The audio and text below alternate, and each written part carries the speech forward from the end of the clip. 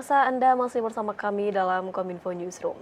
Pemirsa, akhir tahun lalu, Presiden Joko Widodo memutuskan untuk mencabut PPKM atau pemberlakuan pembatasan kegiatan masyarakat. Alasan kuat Presiden melakukan pencabutan PPKM ialah karena situasi pandemi COVID-19 yang dinilai cukup landai dan juga terkendali. Namun sebelumnya di masa PPKM, vaksinasi menjadi syarat bagi masyarakat untuk berpergian dengan menggunakan beragam moda transportasi. Lalu kini bagaimana nasib dari vaksinasi dan peduli lindungi setelah PPKM tidak lagi diberlakukan? Kita akan membahasnya hari ini bersama dengan Ibu Siti Nadia Tarmizi selaku Kepala Biro Komunikasi dan Pelayanan Publik Kemenkes Republik Indonesia. Assalamualaikum, selamat malam Bu Nadia. Waalaikumsalam, selamat malam Mbak Bilkis, salam sehat. Salam sehat selalu. Bu Nadia, terkait PPKM yang sudah dicabut pada akhir tahun lalu oleh Presiden Joko Widodo, kemudian bagaimana dengan nasib vaksinasi dan juga peduli lindungi dan mau dibawa kemana kiranya aplikasi peduli lindungi saat ini? Ya, jadi mungkin yang harus kita pahami bersama Mbak Bilkis pertama bahwa walaupun PPKM sudah dicabut, tetapi situasi pandemi ini belum berakhir. Jadi kita masih dalam situasi pandemi walaupun saat ini sudah sangat terkendali. Nah, pencabutan dari PPKM itu sedianya adalah pencabutan dari pembatasan kegiatan masyarakat. Jadi kalau kita masih ingat ya bahwa salah satu dari strategi penanggulangan pandemi COVID-19 adalah bagaimana mengurangi atau memberhentikan yang kita kenal dulu sebagian banyak negara menggunakan istilah lockdown, tetapi kita menggunakan istilah pembatasan kegiatan masyarakat. Nah, dengan pandemi yang semakin terkendali, kita tidak perlu lagi melakukan pembatasan kegiatan masyarakat.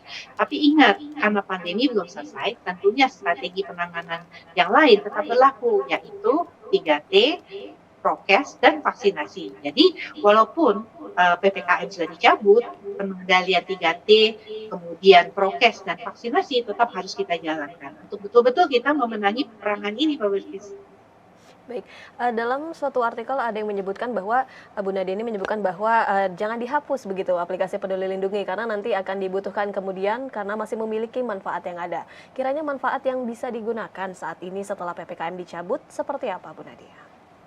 Ya, Peduli Lindungi akan bertransformasi menjadi suatu aplikasi yang kita sebut adalah Satu Sehat, ya, di mana aplikasi ini merupakan aplikasi citizen yang artinya nanti di sana aplikasi ini bukan hanya memuat riwayat tentang vaksinasi kita, tapi juga kemudian riwayat kesehatan kita, seperti pemeriksaan laboratorium yang pernah kita lakukan, tidak hanya untuk COVID-19, tapi berbagai pemeriksaan laboratorium lainnya, termasuk juga riwayat catatan medis kita. Sehingga kalau kita nanti sakit ya, kemudian berobat ke rumah sakit di kota lain, kita nggak susah-susah lagi mencari riwayat catatan medis kita, karena semua akan ada di dalam Peduli Lindungi. Yang kedua, nanti juga ada misalnya program-program kesehatan lainnya, seperti misalnya bagaimana kita berupaya untuk berhenti dari merokok, kemudian bagaimana kita menurunkan berat badan, ini juga akan menjadi salah satu aplikasi yang ada di dalam, atau salah satu apps yang ada di dalam Peduli Lindungi. Oleh karena itu, jangan dihapus Peduli Lindungi, karena kita tahu Peduli Lindungi akan menjadi suatu aplikasi kesehatan masyarakat yang kita kenal sebagai Satu Sehat.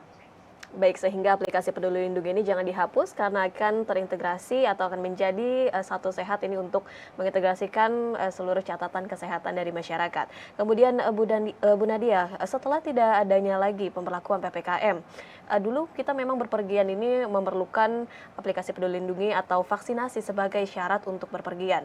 Kini bagaimana dengan nasib vaksinasi, apalagi saat ini vaksinasi booster ini tengah digalakan begitu Bu, bagaimana kemudian? Ya, saat ini per 24 Januari vaksinasi booster kedua sudah bisa didapatkan oleh masyarakat yang berusia di atas 18 tahun.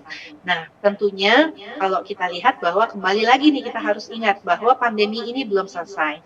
Oleh karena itu, vaksinasi booster pertama sebagai salah satu persyaratan dalam melakukan perjalanan di dalam negeri sesuai dengan surat edaran Satgas ini masih berlaku. Ya, jadi sampai dengan situasi pandemi terkendali, kita masih memberlakukan tentang syarat vaksinasi,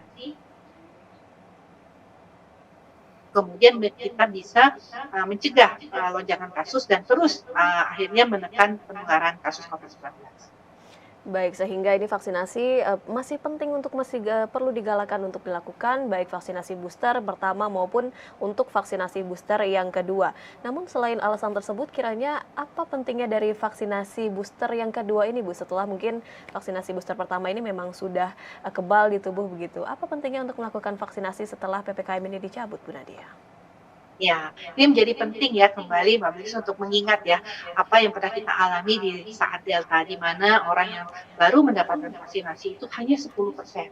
Kita bisa lihat angka kesakitan yang tinggi, angka kemudian kematian yang tinggi, bahkan banyak sekali kasus-kasus long COVID pada waktu itu.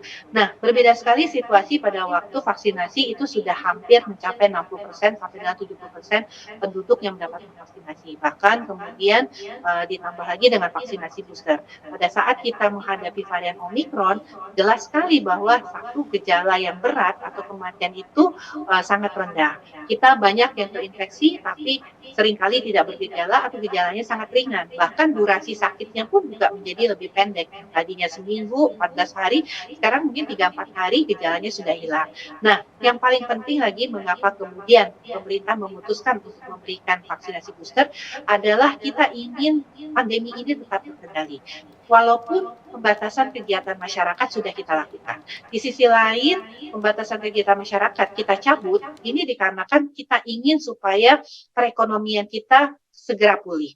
Kita tahu bahwa pada waktu pembatasan kegiatan masyarakat kan sekolah tidak bisa dilakukan secara luring, kemudian aktivitas agama terhenti, aktivitas perdagangan, aktivitas pariwisata dan sebagainya. Nah, sementara itu kita tahu bahwa ada ancaman resesi ekonomi yang akan terjadi nih di tahun-tahun Setiap mendatang. kali Nah, saya kita melewati. tidak mau ya kita makin berat dengan kondisi tersebut. Tentunya oleh karena itu pembatasan kegiatan masyarakat sudah bisa kita lakukan pencabutan karena memang kita memiliki tingkat imunitas yang baik sehingga memang kasus kematian dan kasus yang berat juga turun. Tapi kita tahu juga virus COVID-19 terus bermutasi, muncul varian-varian baru, varian XBB, XBB1, varian Kraken, XBB 1.5, bahkan varian BA4 atau BA5 dan sebagainya. Karena mutasi virus ini terus terjadi dan ditambah lagi juga beberapa negara yang kita ketahui seperti Cina kemarin atau Singapura yang paling dekat terjadi peningkatan kasus yang cukup signifikan, kita harus tetap waspada. Walaupun pandemi sudah terkendali, pembatasan kegiatan masyarakat sudah kita cabut, tetapi ada potensi virus terus bermutasi, peningkatan kasus di berbagai negara. Nah, tentunya kita perlu membentengi diri kita lebih baik lagi dengan imunitas yang lebih tinggi. Oleh karena itu, pemerintah mendorong untuk masyarakat segera meningkatkan kekebalannya dengan atau imunitasnya dengan mendapatkan vaksinasi hingga booster kedua. Baik, jadi jangan senang dulu begitu ya Bu, meskipun PPKM ini sudah dicabut, namun masyarakat ini tetap harus melakukan vaksinasi untuk kekebalan tubuh diri sendiri karena ancaman potensi dari virus COVID-19 itu sebenarnya masih ada hingga sampai saat ini. Kemudian terakhir Bu Nadia, seperti apa kiranya strategi yang akan dilakukan oleh Kemenkes untuk mendorong peningkatan vaksinasi, sebab kita tahu bahwa memang mungkin banyak masyarakat yang sudah tidak berkenan begitu Bu, karena kan sudah dipikir sudah vaksinasi booster yang pertama karena dirasa cukup. Apakah berbeda pendekatan kepada masyarakat dari yang pertama dan sekarang? Dan kemudian terakhir Bu, dengan dicabutnya PPKM, bagaimana mitigasi yang dilakukan oleh Kemenkes nantinya jika kasus kembali naik? Ya, pertama tentunya kita tetap edukasi, mendorong ya keterlibatan tentunya tokoh masyarakat, tokoh agama untuk kemudian menghimbau masyarakat untuk melakukan vaksinasi hingga vaksinasi booster kedua. Kemudian kita juga mensosialisasikan bahwa kasus-kasus yang berat, yang kemudian memiliki komplikasi long COVID akibat infeksi COVID-19 itu adalah orang-orang yang memang belum mendapatkan vaksinasi secara lengkap, bahkan para lansia yang belum mendapatkan booster pertama. Nah, untuk mendorongnya secara regulasi tentunya ini menjadi salah satu syarat perjalanan ya di berbagai kegiatan. Nah, yang lain tentunya ini menjadi suatu penting juga peranan semua pihak ya untuk kemudian memberikan kesadaran bahwa untuk melindungi diri kita sendiri maka pandemi ini salah satunya adalah segera mendapatkan vaksinasi. Nah, bagaimana antisipasi kalau kemudian terjadi potensi lonjakan kasus? Nah, artinya walaupun tadi strategi ya yang kita lakukan penghentian kegiatan masyarakat sudah dicabut, tapi kembali lagi 3T, prokes, tetap memakai masker, jangan lupa sampai sekarang masih belum dicabut, tetap mendorong masyarakat untuk testing ya, dan mendorong vaksinasi serta juga kesiapan fasilitas pelayanan kesehatan. Artinya aktivasi layanan kesehatan kalau memang nanti dibutuhkan karena terjadi peningkatan kasus, itu kita akan siap.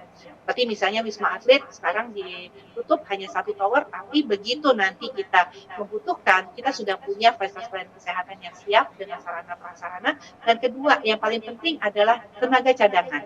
Kita juga membangun ya di dalam transformasi kesehatan kita adalah salah satunya penyediaan tenaga cadangan. Ya, baik, Kemenkes akan memastikan semua kegiatan 3T ini dan vaksinasi hingga protokol kesehatan akan tetap berjalan dan tetap menjadi strategi pemerintah dalam menghadapi pandemi COVID-19. Terima kasih banyak Ibu Siti Nadia Tarmizi selaku Kepala Biro Komunikasi dan Pelayanan Publik Kemenkes Republik Indonesia yang telah memberikan informasi yang telah berbagi kepada kami dalam tema nasib vaksinasi dan peduli lindungi setelah PPKM dicabut. Terima kasih sekali lagi Bu Nadia, salam sehat selalu. Salam sehat, selamat malam, terima kasih. Terima kasih. Pemirsa, kami akan kembali dengan beragam informasi lainnya. Tetaplah bersama kami dalam Kominfo Newsroom.